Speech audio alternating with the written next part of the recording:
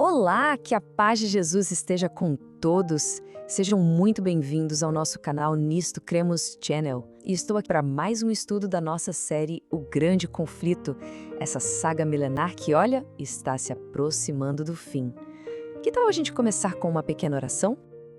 Pai querido, abençoe nosso estudo de hoje, que o Teu Santo Espírito abra nosso entendimento para compreendermos as lições do passado e aplicá-las em nossa vida hoje.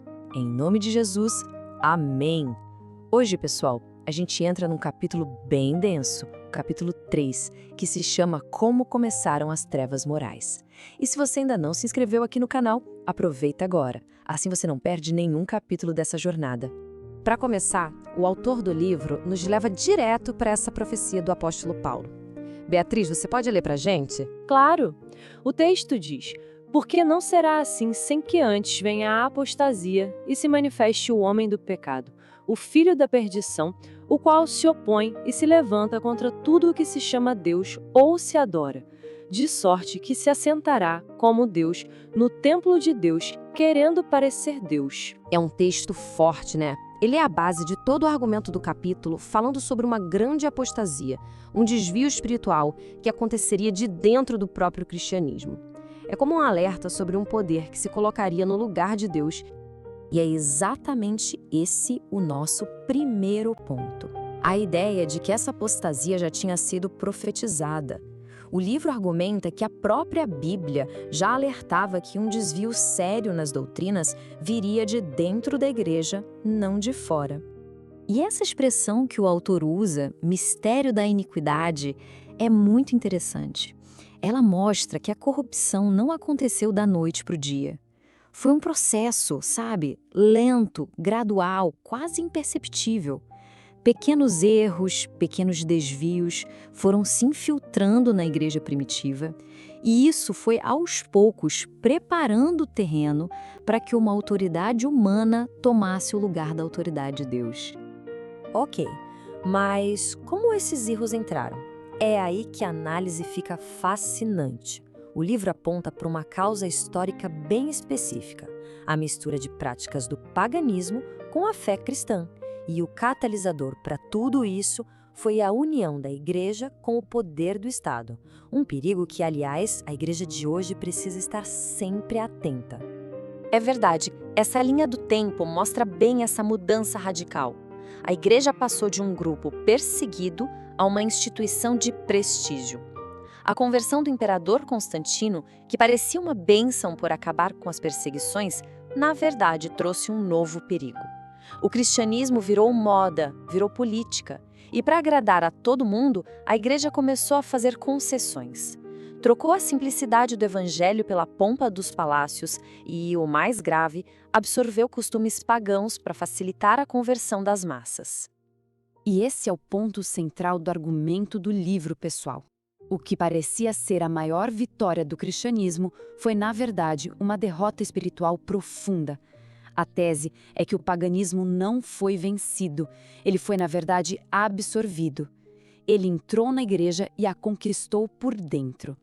Suas doutrinas, seus rituais, tudo foi sendo incorporado à fé. Uma lição poderosa sobre os perigos de aliar a fé ao poder do mundo. E qual foi o resultado dessa mistura toda? Bom, segundo o livro, foi daí que surgiu o homem do pecado da profecia. O autor identifica essa figura com o poder papal, um sistema que concentrou toda a autoridade religiosa e política em uma única instituição, em um único homem. Para a gente entender bem, a doutrina da supremacia papal ensina que o Papa é o líder visível de toda a igreja na Terra. E essa doutrina coloca um homem, um ser humano falho, no lugar que, biblicamente, pertence somente a Jesus Cristo como cabeça da igreja. E esse contraste é gritante, não é? De um lado, Jesus ensinando: quem quiser ser o primeiro, que seja servo de todos. Um modelo de humildade. Do outro, um exemplo histórico de poder, com o imperador Henrique IV humilhado, descalço na neve, pedindo perdão ao Papa. Enquanto a Bíblia diz para adorar somente a Deus, o sistema papal assumiu títulos e uma autoridade que pertencem só a Deus. Fica claro o afastamento dos princípios do Evangelho. Certo? E para que essa nova estrutura de poder se mantivesse, Um passo era fundamental. Era preciso afastar a principal fonte de autoridade que poderia questionar tudo isso: a Bíblia.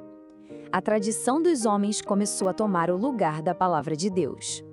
A lógica aqui é bem clara, né, pessoal? Se a Bíblia exalta Cristo como a autoridade máxima, qualquer sistema que queira colocar um homem nesse lugar precisa controlar o acesso a ela.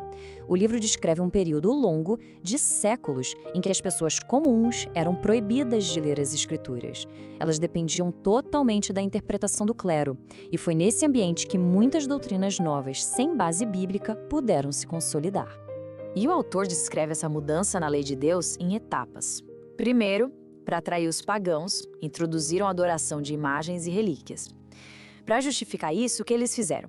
Minimizaram e, em alguns casos, até removeram o segundo mandamento, que proíbe a idolatria.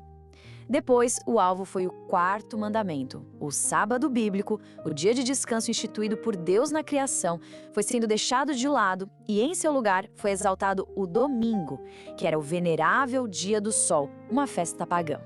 Mais uma concessão. E aqui, o livro lança uma pergunta muito provocativa, que ecoa até hoje. É um desafio para que se encontre na Bíblia qualquer autorização divina para essa mudança do dia de guarda. O argumento é simples: se a Bíblia é a nossa única regra de fé e ela não ordena a guarda do domingo, de onde veio essa prática? A resposta do livro é que ela veio da tradição humana, de um sistema que se colocou acima da palavra de Deus. E qual foi o impacto de tudo isso na sociedade? A parte final do capítulo descreve as consequências devastadoras dessas mudanças, um período que a história conhece como a Idade das Trevas. Essa frase é, para mim, uma das mais fortes do livro todo. O meio-dia do papado foi a meia-noite do mundo. Ela resume perfeitamente o argumento. No auge do poder e da glória da igreja institucionalizada, o mundo mergulhou numa escuridão espiritual, moral e até intelectual. Exatamente. O livro argumenta que quando a autoridade da Bíblia foi trocada pela do homem e a fé foi direcionada para uma instituição em vez de ser diretamente para Cristo, o resultado foi uma paralisia moral e intelectual. A ausência das Escrituras como guia abriu as portas para uma corrupção que se espalhou por toda a sociedade. E para manter esse controle sobre as pessoas, várias doutrinas sem nenhuma base bíblica foram criadas.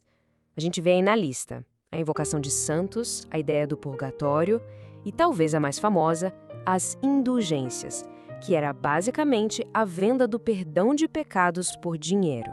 E para reforçar tudo isso, ferramentas como a Inquisição foram criadas para silenciar qualquer um que ousasse questionar essas doutrinas com base na Bíblia. E o mais impressionante é que o autor conecta toda essa análise histórica com as profecias da Bíblia. Segundo a interpretação do livro, as profecias de Daniel e Apocalipse já previam esse período de 1260 anos de supremacia papal, que se alinha perfeitamente com a duração da Idade Média. É um estudo que vale muito a pena aprofundar, pessoal. E esse verso de Oséias resume a causa de toda essa tragédia. O meu povo foi destruído porque lhe faltou o conhecimento. A rejeição do conhecimento da palavra de Deus tem consequências terríveis. É uma lição que não podemos esquecer jamais. A nossa segurança está em conhecer a Deus através da sua palavra. E o capítulo termina com esse chamado de Jesus que é para todos nós hoje. Vigiai. A história que estudamos aqui não é só um relato do passado. É uma lição viva sobre o perigo de trocar a autoridade de Deus pelas tradições dos homens. Por isso, fica aqui o nosso apelo. Decida hoje aceitar a Jesus como seu único Salvador e mediador.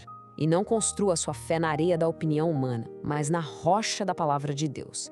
Estude a Bíblia por si mesmo. Mergulhe especialmente nos livros de Daniel e Apocalipse, que nos dão luz para os nossos dias. Muito obrigado pela sua companhia. Não perca o próximo capítulo dessa série incrível aqui no Nisto Cremos Channel. Fiquem com Deus.